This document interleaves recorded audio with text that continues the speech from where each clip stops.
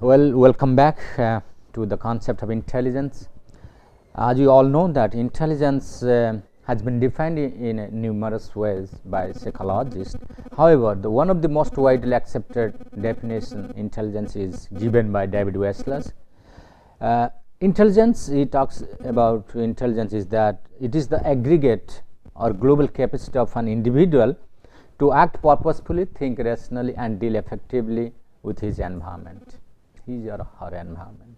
So, why I call this is one of the comprehensive definition, because it has a wide range of coverage of human abilities. First of all, it focuses on, it is the aggregate, it is the overall capacity of an individual. You cannot say that a person who is good in a computer is likely to be good in humanities, not necessarily. So, the human ability, the whole range of human abilities is very difficult to put them in a single framework. So, therefore, people call it is the aggregate of one's abilities. Second is to act purposefully. It is a kind of ability that has a purpose. So, that is why psychologists say all behaviors are goal oriented. So, whatever we do, every act has a goal, has a purpose, right? Then think rationally. Intelligence think rationally means, what do you mean by rationality?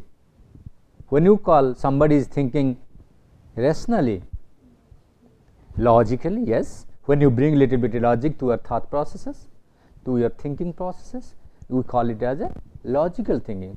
So, why we call it as a logical thinking? Because it is systematic, because it deals with facts and figures.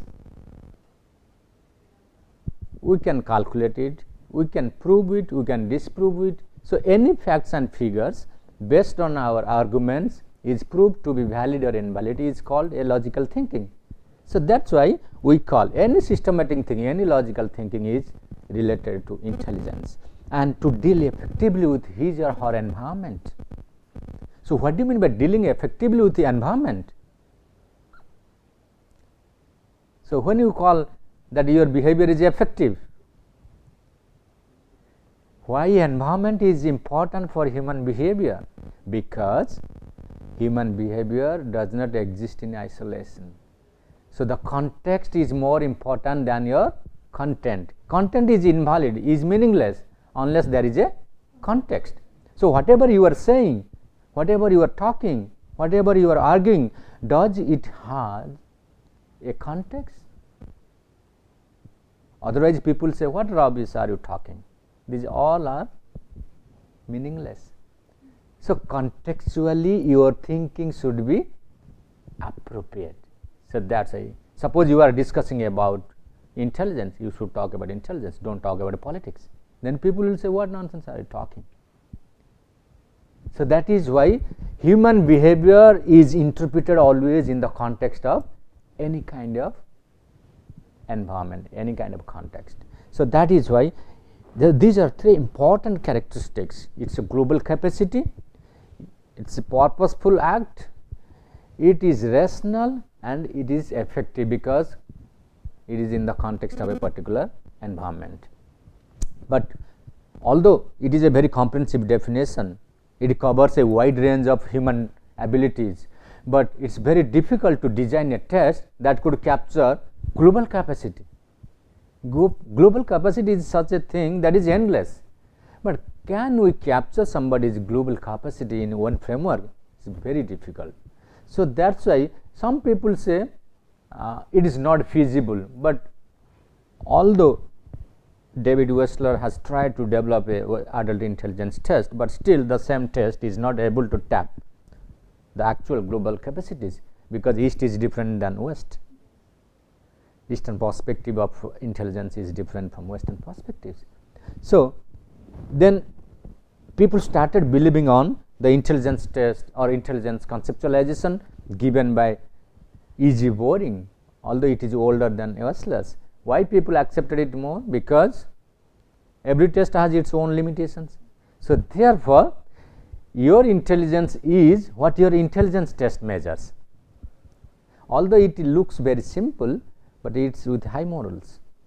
Why? because you go for any intelligence test that will give you one impression about your intellectual profile. So, that means it gives you two things.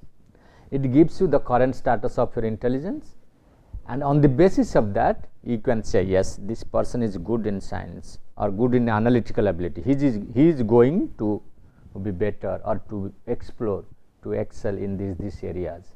So, therefore, you are talking about two things, present as well as future. So, that is why people say intelligence is what intelligence test measures, but actually intelligence is much more than this. Then other psychologists like Robert Sternberg and William Slater, they define intelligence is the capacity for goal directed and adaptive behavior involving the abilities to profit from experience, solve problems, reason and successfully meet challenges and achieve goals. So, this is little more complex than the earlier definitions, because it covers a wide range of domains, such as it is a goal directed, it is adaptive. Anybody who is intelligent can adapt to any situations, because we believe that a intelligent person is he or she who adapts as per the demand of the situation. That is why we always believe in the popular phrase that behave like a Roman when you are in Rome.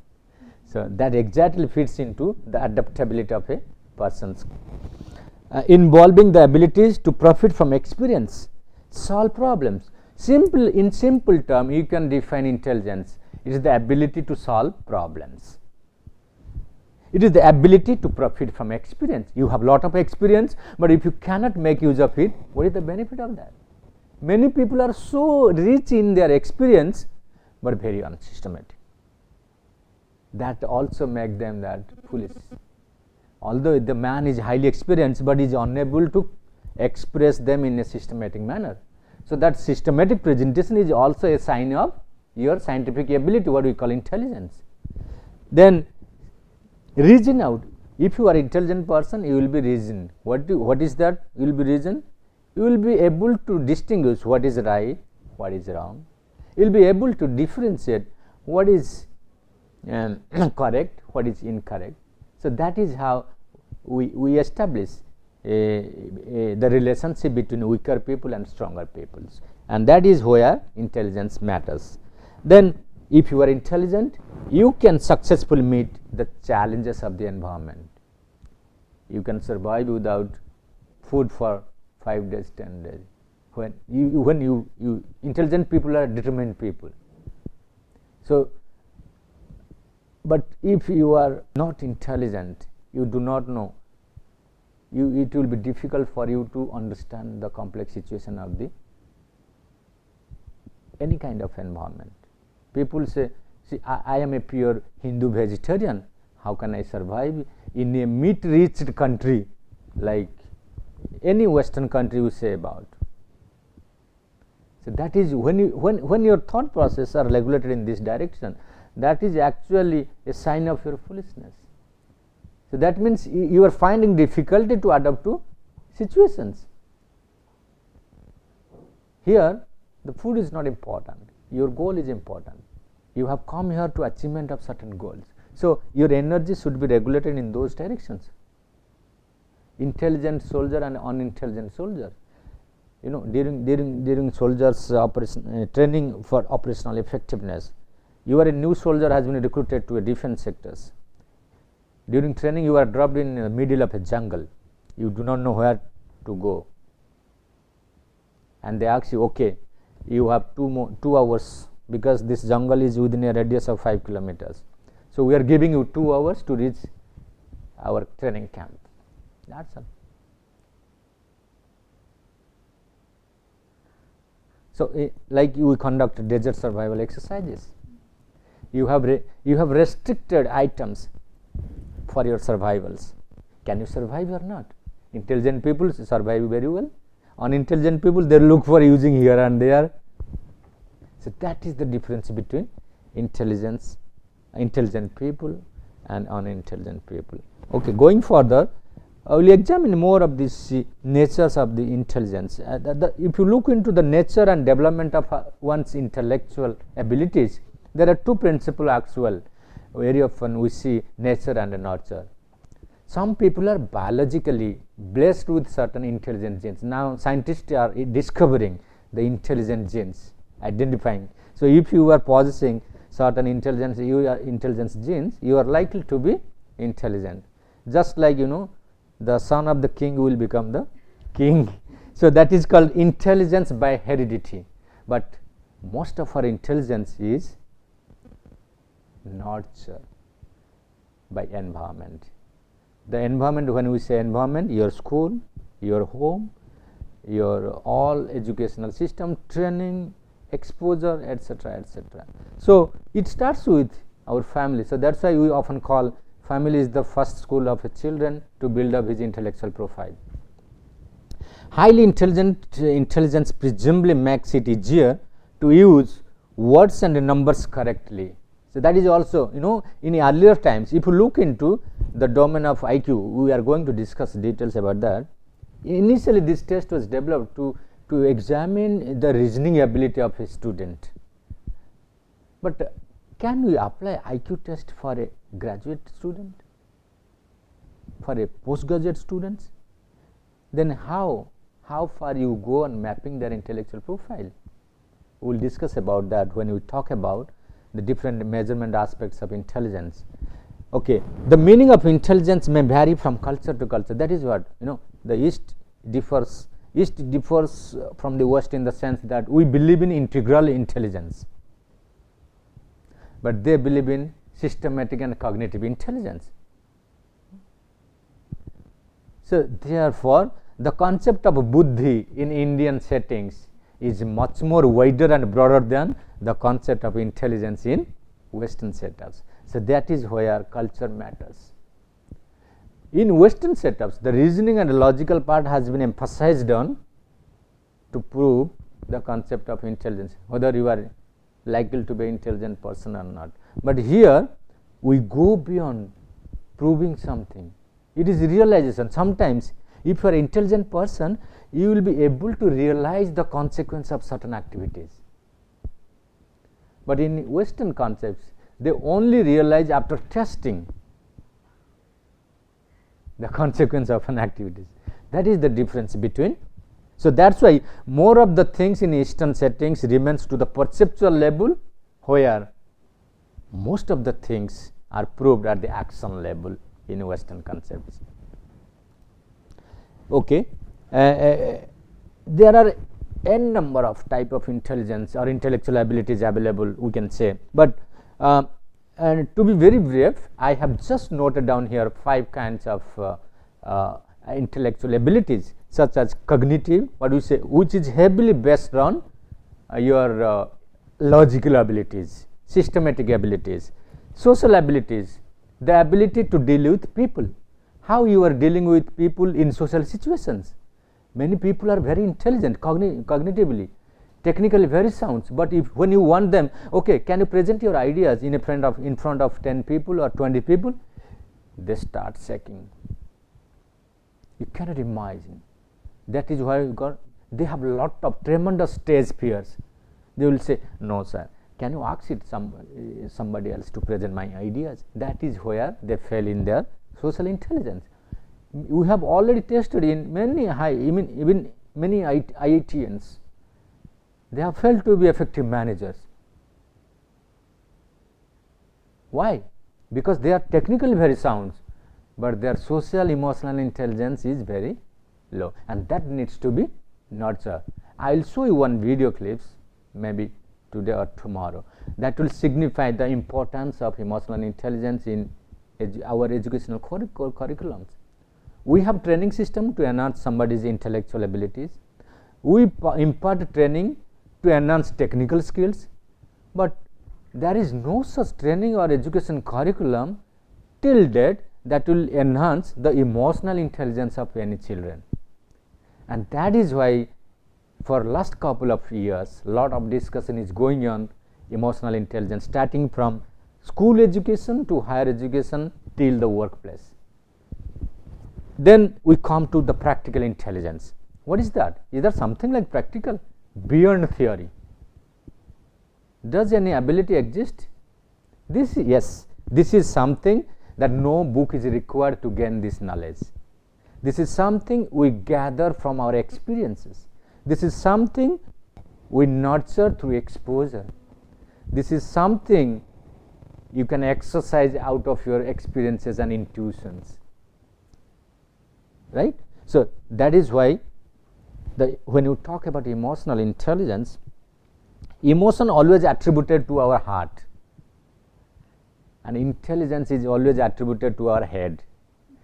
So that is why people often say that when we take any kind of decision in our daily life, there is a huge conflict between our head and heart, and this head is referred to our hardware and the heart is referred to our software. So emotional intelligence is just like that.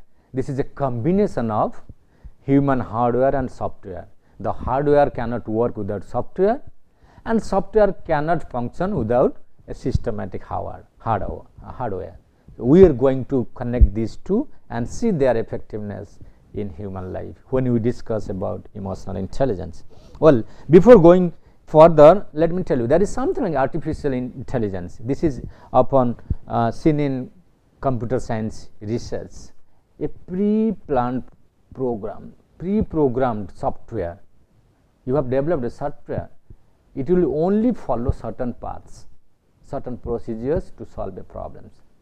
But the difference between human mind and computer is that there are two processing systems available in human mind or human computer, simultaneous and successive. But for a long time you have been seen that computer always follows successive processing. So because it is systematic, what is systematic? Step by step. So you cannot have successive processing. But nowadays scientists are also exploring the possibility of simultaneous processing. Maybe very soon they will develop some new software that will solve these problems. So in a nutshell, these are 5 aspects of human intelligence, but there are many other intelligence, like there are many other specific in mechanical intelligence, visual abilities. You often say that somebody, recently a movie was Bollywood movie was very much hit in Bollywood sectors would call Drishyam. So do you know the importance of this concept? This is also based on intelligence. This highlights this movie Drishyam, where Ajay Devgan plays a very important role, leading role. It highlights the importance of visual memory in human actions. And see how he is changing all these stories all across among all these actors and actresses by giving them fresh and visual images into their minds, so that their memory remains intact, showing them the tickets, the other attributes of the sequence of events, describing them every day. So that means the memory will always remain fresh, so that whenever required they can recover it very faster. But actually such things did not happen, but it was happened in such a way it was planned. So that's why we often say the visual memory is more or better remembered than audited memories. There are many other experiments also available. Classic experiments have been conducted. What you observe in your eyes will be better remembered than what you hear and remember through your ears. Crystallized intelligence and fluid intelligence. These are two kinds of intelligence given by cattle. Crystallized intelligence are always in a momentary shapes. They keep on moving here and there, because the extent to which individuals have incorporated the valued knowledge of their culture. This is cultural influences that shapes our intellectual abilities. So people often say that after certain limits our intelligence does not grow. Particularly people say that up to 19 years the cognitive ability reaches at the peak, and it remains almost same till 40 years, then it declines. But actually all these concepts are related to only cognitive abilities. You will be very surprised to know a old person, think about a lawyer, he is so informative, so logical, even true things can be proved as false and false things could be proved as correct. How does it? It follows logical sequences, it manipulates information. But we often say that no, older people are less intelligent than younger people. But why it happens so? Because there are certain abilities that gets richer and enriched over periods of time, like your logical abilities, argumentative abilities may go down, or reaction time may be very slow when you go for older age, but you will be more informative, more experienced. The experiential knowledge will be higher, but the componential knowledge will be lower. So that is where the crystallized intelligence focuses on the contextual knowledge or contextual abilities. The fluid intelligence is called componential. Our intelligence consists of what? Our attention, perception, reactions, memory, learning, all these things are involved in our cognitive abilities. That is why we all say these are in a fluid state and they used to vary and they reach at the peak. Why? Because these are fresh at the early years of life. You can run faster, you can react faster, you can grab faster, you can memorize faster. So that is why they are intact. But the moment you cross your teenagers, our physiological systems get slowed, particularly after 40 years. That is why you often starts losing your eyesight after 40. You know, that is a popular, it is a age of taboo for physical deficiencies. After 40, you start losing your eyesight, ear sights. Why? Because it is a natural decay. Natural, it is a stage of natural biological decay. So that is why our perception, our sensation, everything goes down. Intelligence adult development.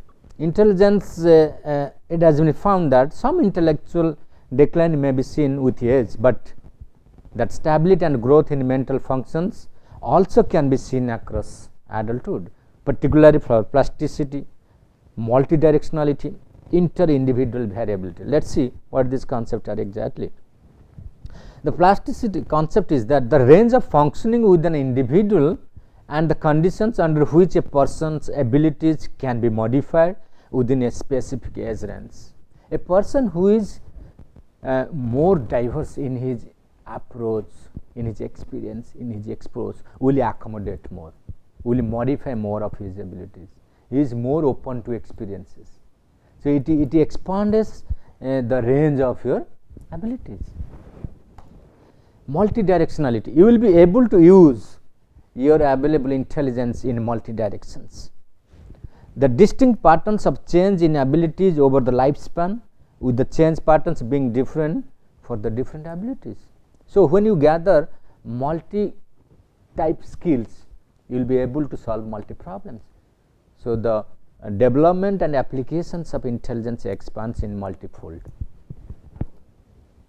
So these are some of the studies that shows the developmental decline of human intelligence. Initially you are high, this is your crystallized intelligence, then fluid intelligence gradually goes down, because after when you grow older, after 40, if I ask you, can you memorize these things, you will be no, I can't do this. But you ask a 12 or 15 years old student, it will take no time. So that is why our students are very good to do well in exam just before 2 days. Yeah, because they have got so powerful memory base, they can digest unlimited information. But the same thing may not happen in the same way for an older person. He will think thrice to digest so much information in short span of time. Another is called interindividual variability. It acknowledges that adults differ in the direction of their intellectual development because of individual difference. and because of exposure. You are born and brought up in a different environment, she is born and brought up in a, so experience, opinions will vary from each other's. A person who is brought up in a open-ended open-ended climate is more likely to be open to experience. His mentality will be much more wider. But a person who is brought up in a restricted, very closed environment will be very reserved, will feel shy, will feel hesitant to interact with others. So that is how the intervariability takes place. Yes, when we talk about the measurement aspect of human intelligence, we have seen that there are two approaches in psychological measurements: ability based approach and characteristics based approach. However, characteristics based approach are applicable for personality related measurements, but factor ability related are mostly based on psychometric approaches. We apply psychometric principles to quantify human abilities. So some of the psychometric tools are what you call Osler's adult intelligence scales. You can also think about like RPM, SPM, APM. So these are developed by, these are called Rabin's progressive matrices. RPM, SPM, standard progressive matrices. This is called Rabin's progressive matrices. This is called standard progressive matrices. There is another called APM, advanced progressive matrices. So these are age wise restricted tests that is applicable across different age limits.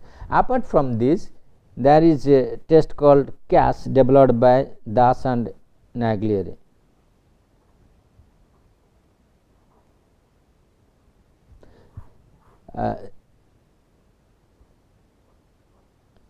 J.P. Das is one of the famous scientists in the field of intelligence, has given a theory, a PASS model of intelligence. This PASS model called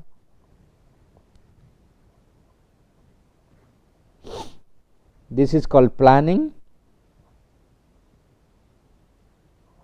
this is called attention, this is called simultaneous, this is called successive. So these are the four domains this theory covers, and this is based on the cognitive theory.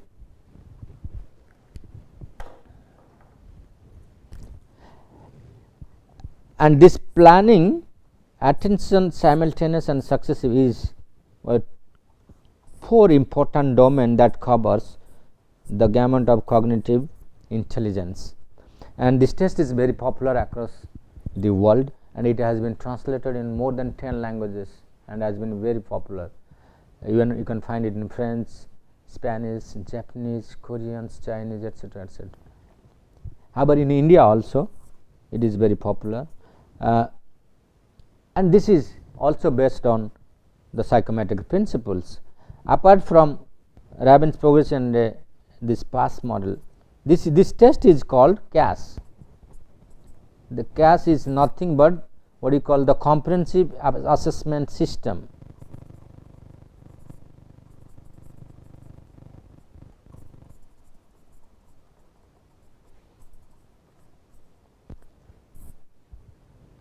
That profiles that I think more than 20 domains and subdomains of cognitive abilities of a person.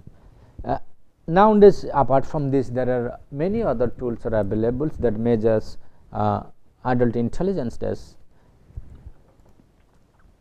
Well, if you look into the historical growth of the measurement of intelligence, the first test that was available in the world is called the IQ test. This was in fact developed by, the concept was developed by William Stern, but it was applied in school settings, and the concept was more popular by Alfred Binet when he was asked by the French government to look into the intellectual profile of school going children, why some children are performing better than others, and can we have different curriculums from different students, because there are Some students are poor, some students are good, and some students are brighter. How to categorize students into different categories? What should be the basis?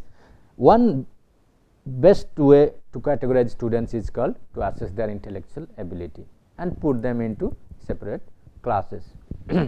So, that is why a formula was developed, that is called IQ. IQ equal to MA by CA. MA is the mental age, CA is the chronological age, and it was multiplied by 100 because just to reduce the decimal points.